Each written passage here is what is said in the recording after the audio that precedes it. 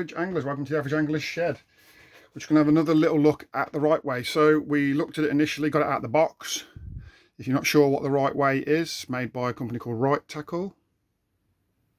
There's the website if you want to go and visit it. And I've got a video on my site from a couple of 3 weeks back where I purchased one of these. I'd gone over in one of my keep nets and I didn't want to do it again. I found this device. Somebody put me onto it, I can't remember who it was. And I went onto the website and I ordered one. And it came and I was very impressed with it when it first came. I've used it now about 4 or 5 times and I can say I haven't gone over in my nets. On the last match that I fished, which was Acorn, yes, I did draw peg 21 again. Let's not go into it. I purposefully pushed my luck to see how close I could get to the limit without going over, and I actually got one net, £49, 10 ounces. Now I wouldn't advise that you try to do that because obviously this device is only sort of way into within sort of, it's only got increments of £0.5, so to try and get that close with ounces is stupid. But it was, you know, probably had a bit of luck there to get away with that. But it just shows how accurate the device can be if you use it properly and you get used to it with your nets and your, you know, with your landing net and your wet landing net, then you understand where, you know, how this weighs with the fish that you're catching. So after 4 goes with it, 4 matches, I can report it's worked pretty much flawlessly. I'm really happy with it and I'm going to keep using it in the videos, and I'll do another review in a few months time now that I've used and abused it a little bit.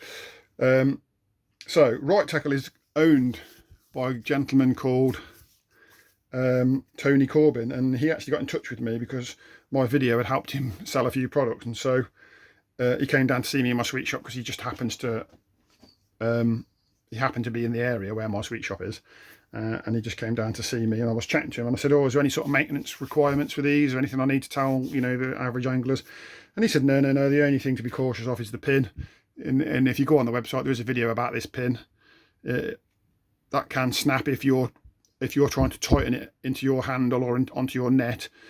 You need to make sure you're holding the right part of the device. So if you can see that if you're using that thread and you're turning that way, if you're holding this, then you're driving it with that pin, and you don't want to. You want to be holding these pegs and tighten it into the net, into the landing net handle that way.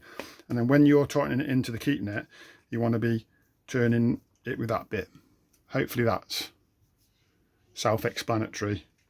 It is quite robust, that pin, but you could break it if you were, you know, being a bit heavy-handed. And that's it. I've just got it out and I've actually just given it a squirt with some WD-40 silicone spray. I don't know why, but it's just the engineer in me, and I've just put it in the back there where the spring, that pin drives up and down in that groove, and I've just put it in there to make sure that the spring, sorry, I've moved that out of shot, so that pin there,